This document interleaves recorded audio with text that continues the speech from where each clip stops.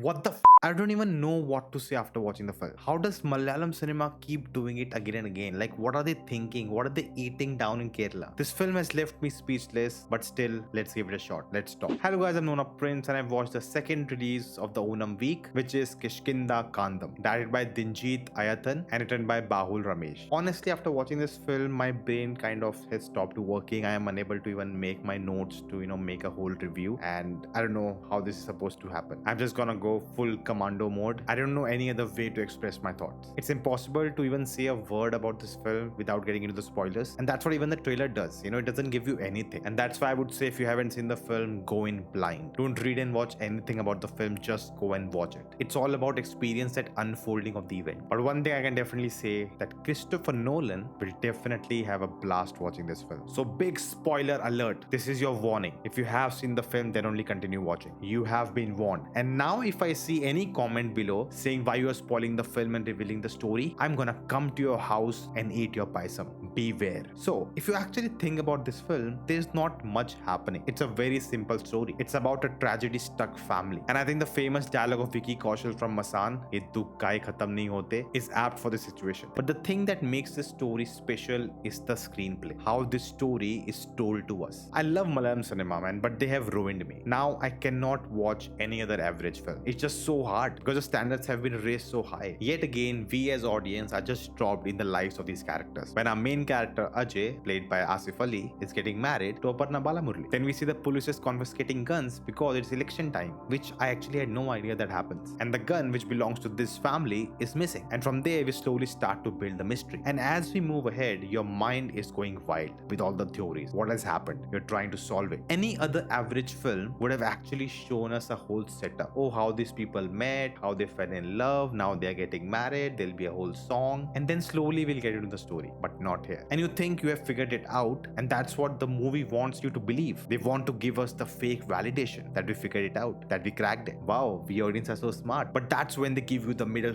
like more symbolically, they're like, you are wrong. You thought this is a puzzle you're solving, but it's actually not. And actually, we audience are represented in the film to the character of Aparna Balamurali, because just like us, even she has arrived in this family just now. We are seeing everything that she is. Just like her, we are piecing it all together. We are trying to solve the mystery. But who knew? It's all a sham. That's where the big reveal happens. Here comes Asif Ali with the twist. And I'll be very honest, I was not really enjoying the performance and the writing for the character. It was one or the other. I couldn't pinpoint. I was not able to understand why he was so uncommitted. Why was he holding back? For the pride of the family and the father, everything that's happening with the father could have been stopped if he took an action. But he didn't. He was running away from the confrontation, putting it aside, not acting on it, because only that would make the situation better. And until the reveal, my full support was with Aparna Balamurali. I was getting pissed why he's not listening to her. And finally, when she takes the stand, I was like, yes, give it to him. He's not getting it. You have to make him understand. And then everything just flips. I was like,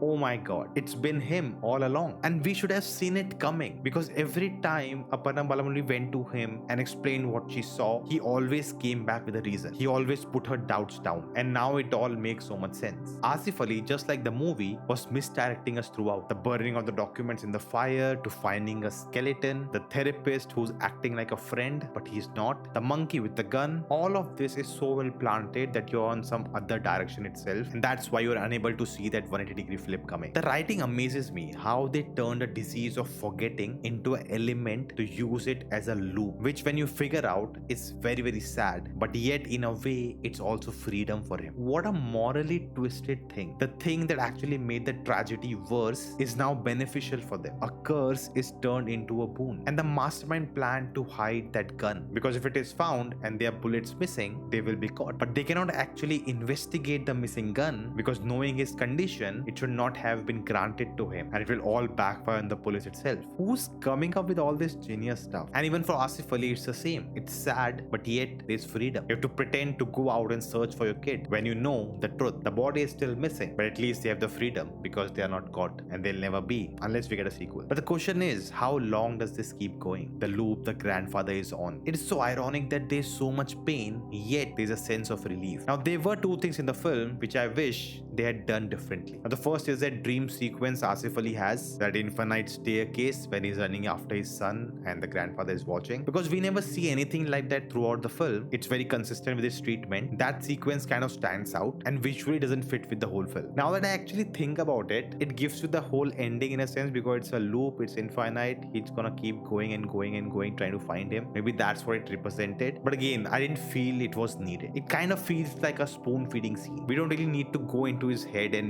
see a visual about it. The performance and the writing is enough for that. And the second thing is one line which we have in the climax where Asif Ali is telling the whole story, that what his father is actually going through. And the first time when he sees him burning the documents, the dialogue the grandfather delivers, there's a sense of maturity, yes, but also that he's aware of what's all happening, that the condition he has, what he's going through, and he kind of knows that it will happen again and again. Him summarizing his situation that he'll be free, he'll forget all of this, that's his condition. It's kind of too much awareness because throughout the film we see him as a very cold person. He doesn't show much affection. He has been quiet since the wife died. He's been struggling with this issue for so long and he doesn't want to get treated. So I wish in that moment, instead of that line, he had remained cold just like the whole movie. And it's just Asif Ali trying to hug him, because you don't want that catharsis that they actually gave in the film, because the whole story is about not getting catharsis. It kind of became a handshake moment which I didn't want. But again, it's just my opinion. I'm sure the makers know better how they wanted to tell the story. Performances were superb throughout. Asif Ali, as I said, all the things I was not liking turned into actually being so good. It's a very hard thing to pull off, You have to act as if you don't know anything, but you actually know. Where do you even begin? Then Aparna Balamurali was really solid, but I think the show stealer was Vijayaraghavan as the grandfather. Oh my god, what a performance. The way he portrayed that uncertainty, just through his body language, through his expression, you could tell, okay, now he doesn't know what's happening. He's forgotten. He's trying to figure out. And even the way the film shows that whole process, how he's trying to cope up with this, with all the notes he has made, the routine he follows. You really get into the psyche of a person who's actually going through this. Just superb. I don't think there's any other way that this story could have been told. It's like that Doctor Strange thing. Out of 14 million possibilities, this is the one which actually worked. And very interestingly, the film is written and shot by the same person. You don't see that often. If Christopher Nolan was telling the story, he would add a sci-fi element to make the loop happen. But this film did it without any. What an addition to the list of the Malayalam films this year. This was the second film of the week. If you haven't seen the first one, ARM review, check it out here. Now we move on to the third one, Kondal. And this week so many films have released and most of them are getting good reviews. There's a lot to watch. But do let me know your thoughts in the comments below and I will see you next time.